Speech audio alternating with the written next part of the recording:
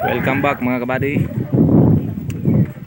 Puntahan natin yung gilid-gilid ng resort ng Dapitan.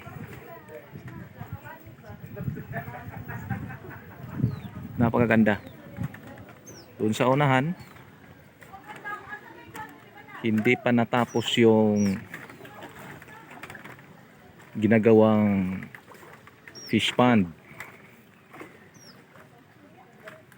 So kung napapansin niyo dito, may mga nakaharang na lambat sa gilid-gilid.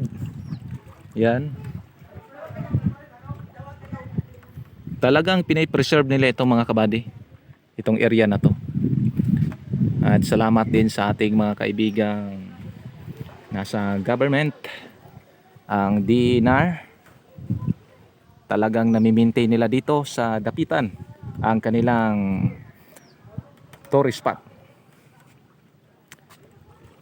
So kung mafe-feel nyo dito mga kabady, talagang mawawala ang lungkot o stress sa ating buhay na pwede nating mapag-iwanan. So ito. So ito lang muna. So ito lang muna mga kabady. Ito yung mga kapaligiran niya.